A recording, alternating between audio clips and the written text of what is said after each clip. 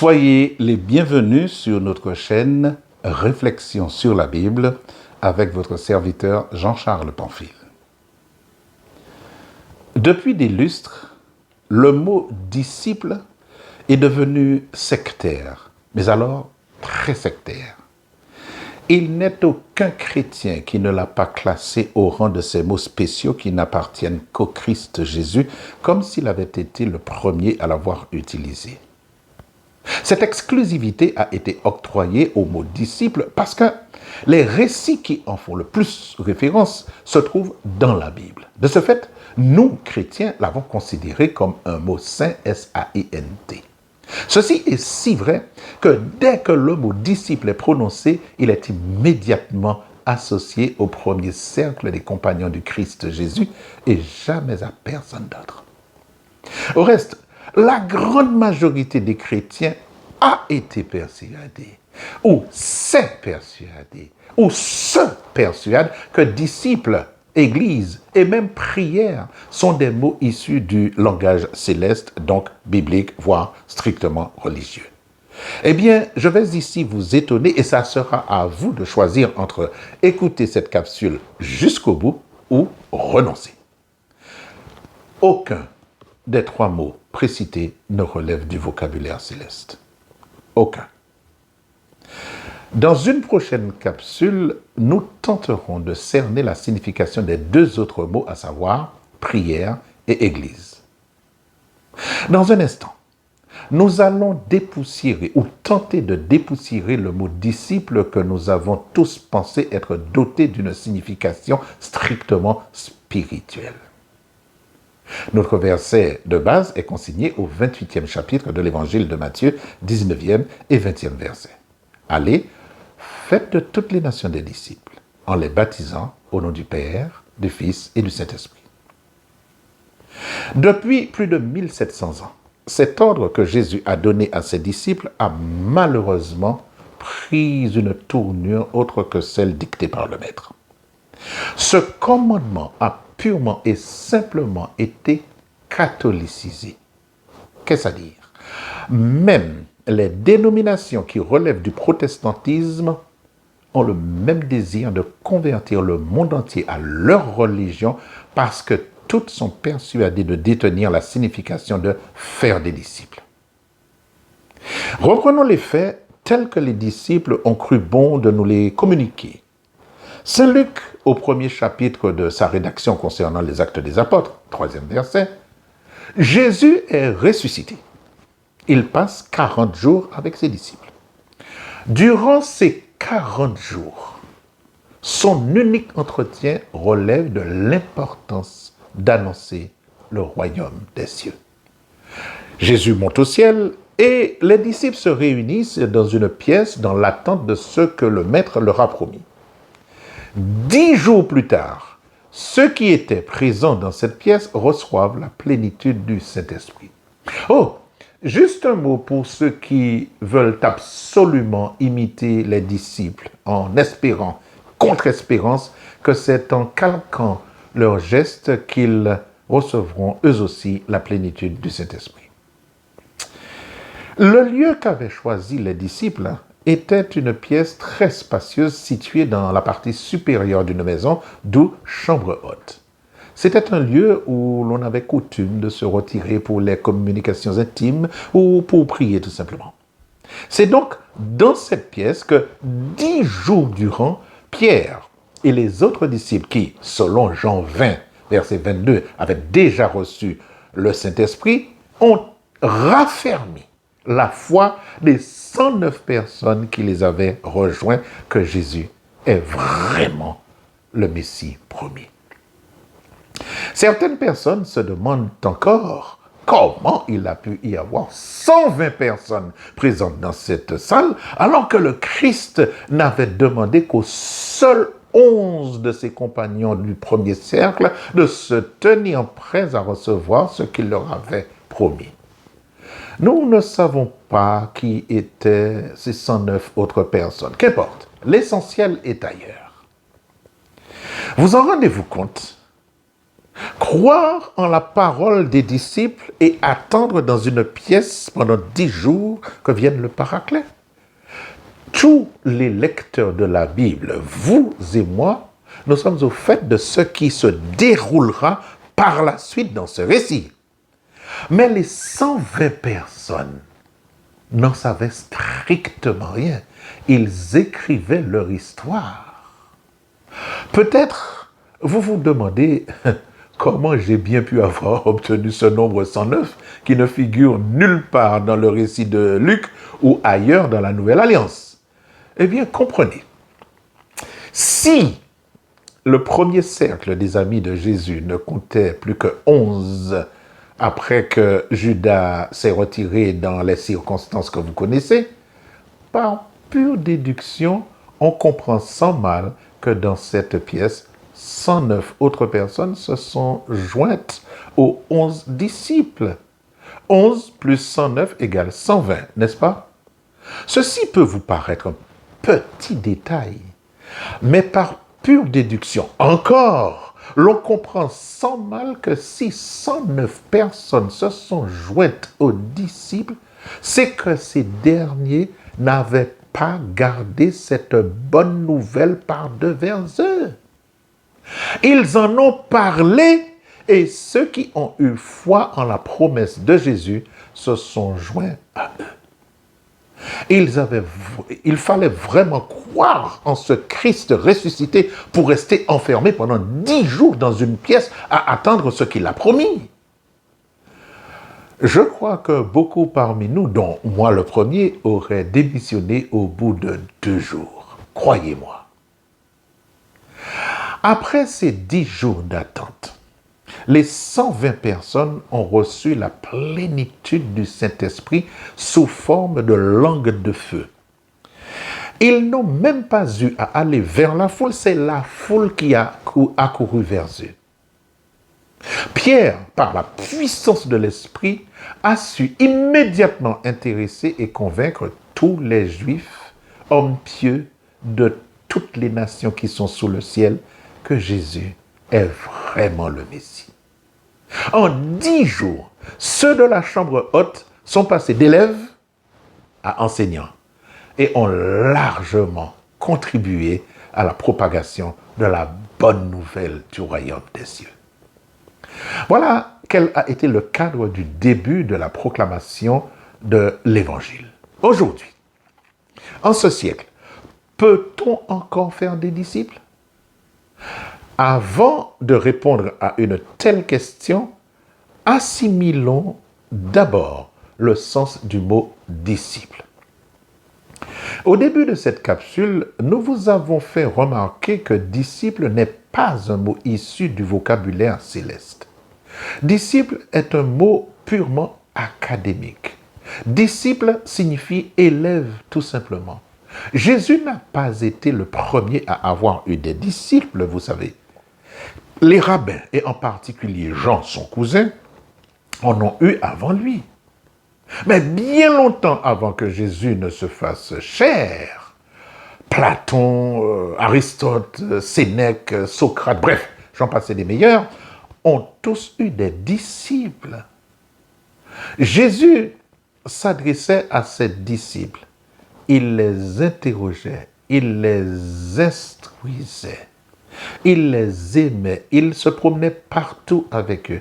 Il fallait qu'ils soient des récepteurs fidèles pour la propagation future de l'Évangile.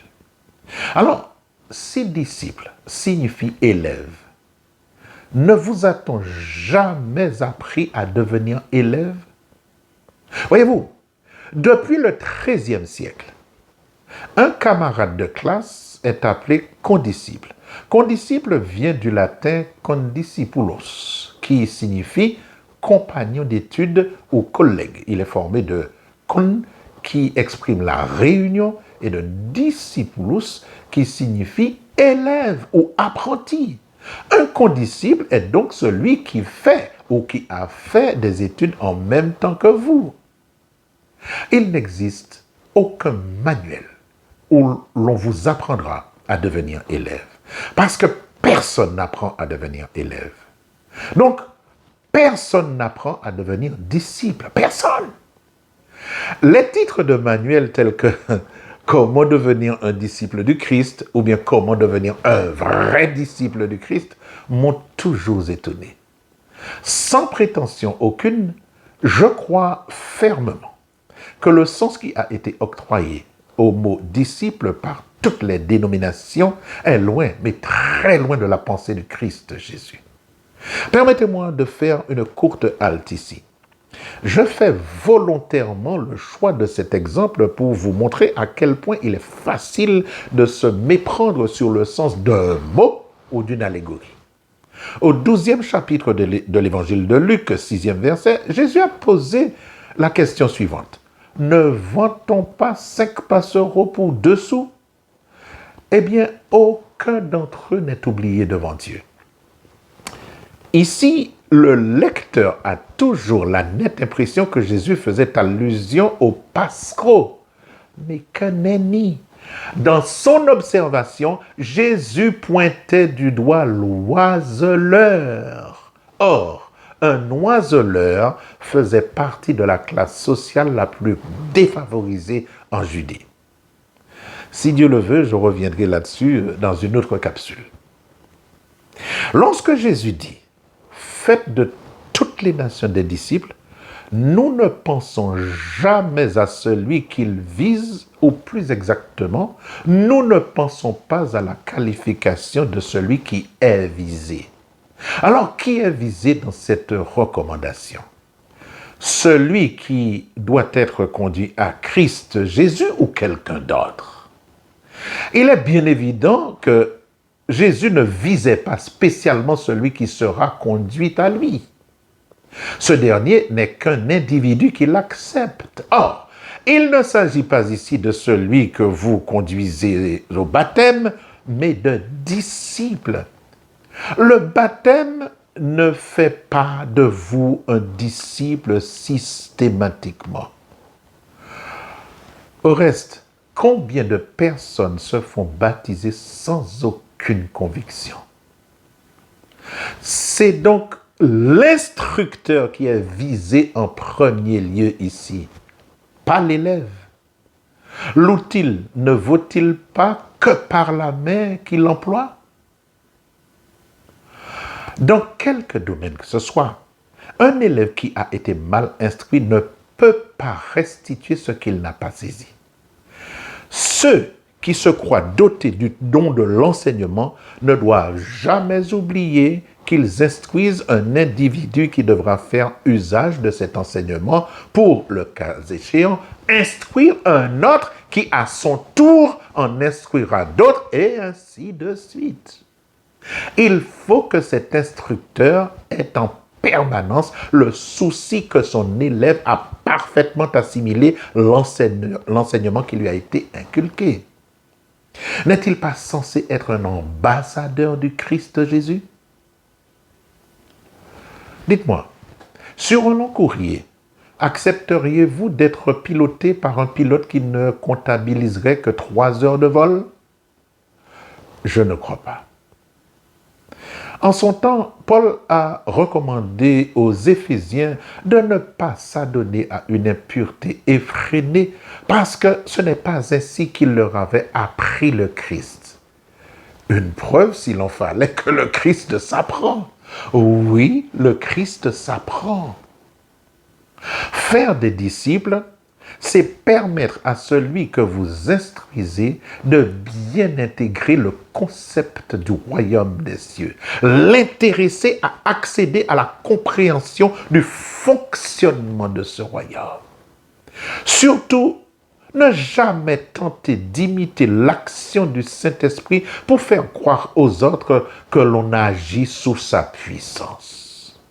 Faire des disciples, ce n'est pas être un imitateur, c'est être un instructeur. Tenez, dans la Nouvelle Alliance, Nouveau Testament si vous préférez, le mot disciple semble s'être volatilisé et a été remplacé par un autre mot qui a été transcrit par chrétien, mot qui n'a été mentionné que 3 fois dans la Nouvelle Alliance. Mais jamais, au grand jamais, le nom d'une religion n'a été mentionné. Selon le 26e verset du 11e chapitre du livre des Actes des Apôtres, c'est à Antioche que pour la première fois, le nom de chrétien a été donné aux disciples. Pierre l'a employé sans vergogne. Face à Paul, le roi Agrippa l'a aussi employé. Tenez, dans le livre 8 de Antiquité juive, l'historien Flavius Joseph a écrit qu'en l'an 70, le mot disciple avait déjà été depuis longtemps remplacé par chrétien. Plus tard, entre l'an 100 et l'an 120, l'historien romain Tacite ne fait aucune mention du mot disciple dans ses annales. Il n'a fait mention que du mot chrétien. C'est vous dire si le mot disciple avait déjà abandonné le vocable de ceux qui prêchaient la bonne nouvelle du royaume des cieux. Le disciple apprend de maître, et ça, ce n'est un secret pour personne. Comment comptez-vous enseigner une tierce personne si vous ne connaissez pas ce qui doit lui être enseigné? Voyez-vous, nous ne faisons pas des disciples. Nous ne faisons que recruter des adeptes à notre religion. Aucune religion n'enseigne les prescriptions du maître. Et je sais que cela vous étonne.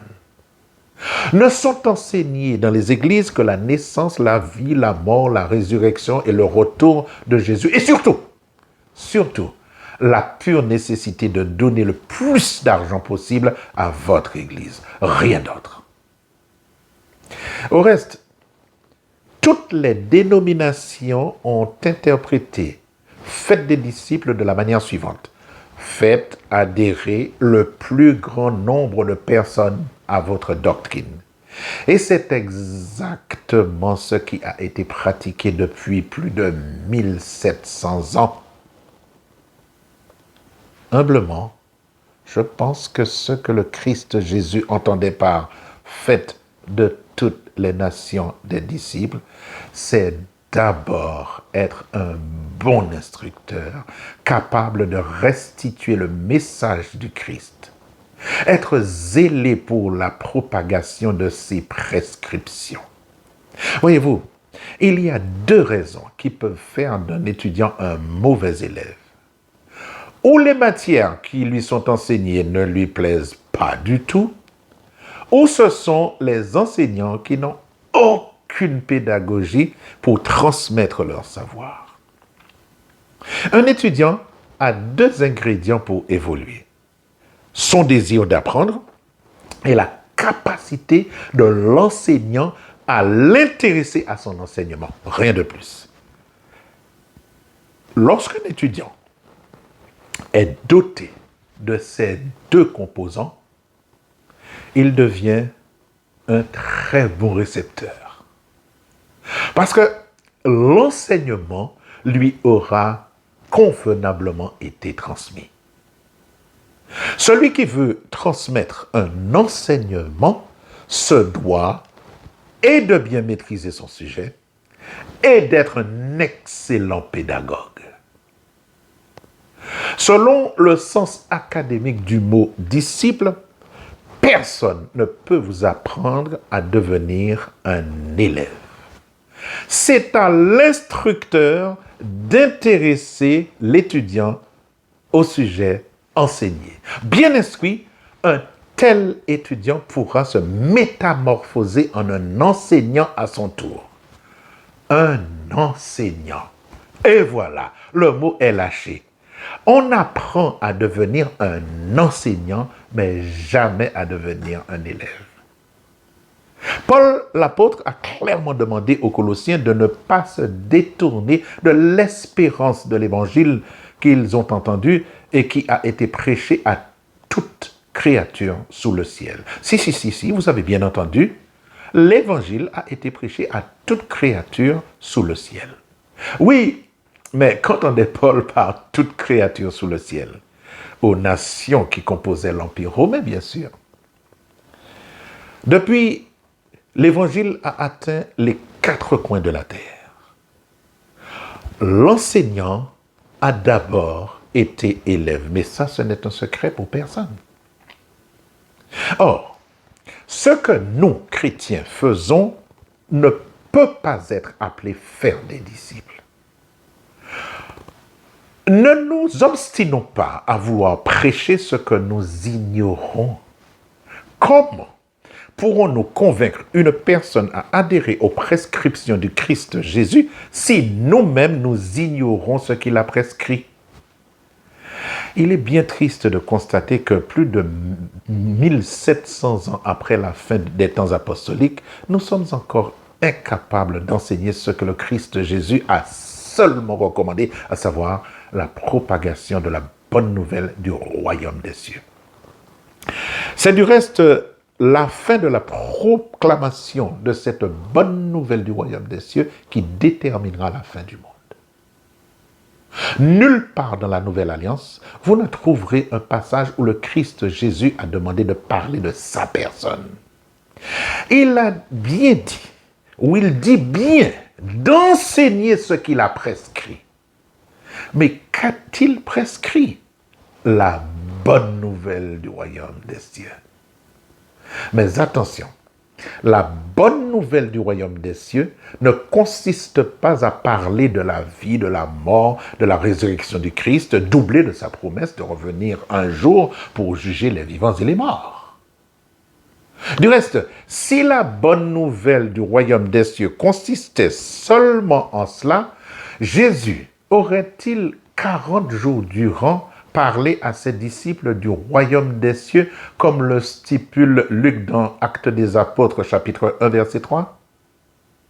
Vous voyez bien que durant ces 40 jours, il n'a pas été question de la naissance, de la vie, de la mort et de la résurrection du Maître. Non, absolument pas. Seulement du royaume des cieux. En ce siècle, il n'est plus question de faire des disciples. Il convient maintenant de nous comporter comme des hommes et des femmes qui ont reçu ou alors qui ont été instruits auprès de Jésus et qui maintenant marchent en nouveauté de vie.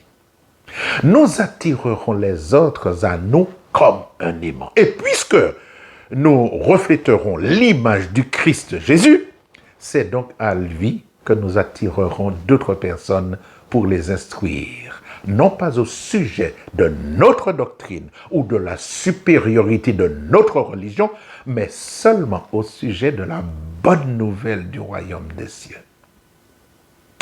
Avant de vouloir enseigner aux autres, vous devez d'abord être instruit. Personne ne peut voir plus loin qu'un choix dont le sens lui échappe. Autrement dit, rien ne pourra vous appartenir tant que vous ne l'aurez pas découvert par vous-même.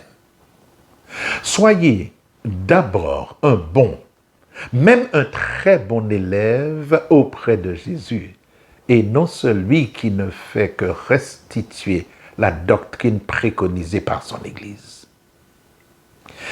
Persuader aux gens de quitter leur religion pour adhérer à la vôtre, ce n'est pas faire des disciples, ni non plus de l'évangélisation. C'est faire du prosélytisme, point. Vous ne pouvez pas évangéliser des chrétiens. S'ils ne sont pas de la même confession que vous ont-ils certifié qu'ils ne croient pas au Christ? Vous ont-ils certifié être des adeptes de Mahomet, de Bouddha, de Confucius ou Baha'u'llah ou que sais-je? Faire des disciples, ce n'est pas violer la conscience des gens en les persuadant et en les obligeant de changer de religion. Changer de religion, ce n'est pas devenir un disciple du Christ Jésus. C'est changer de religion, point. Non, en vérité, l'ordre de Jésus, faites de toutes les nations des disciples, n'est pas donné à celui qui vient à Jésus, mais à celui qui a déjà fait alliance avec lui. Comprenez. Pour faire, il faut connaître. Pour connaître, il faut apprendre. Pour apprendre, il faut de la volonté. Cette volonté qui provient de l'amour que vous vouez au Maître Jésus. C'est aussi simple que cela. Soyez d'abord un bon enseignant. Si vous l'êtes, vous ferez aimer et comprendre les enseignements du Christ Jésus. Au temps convenable, le Saint-Esprit emploiera celui que vous aurez enseigné pour qu'il enseigne à d'autres à son tour. Ainsi, ceux qui l'écouteront deviendront des élèves à leur tour. Voilà, c'est la fin de cette étude qui concernait le mot disciple. J'aurai grand plaisir à vous retrouver la prochaine fois, si Dieu veut, et si vous-même vous le désirez. À bientôt et n'oubliez pas de vous abonner à notre chaîne Réflexions sur la Bible. Et surtout, inciter d'autres personnes à faire de même. Que Dieu vous garde.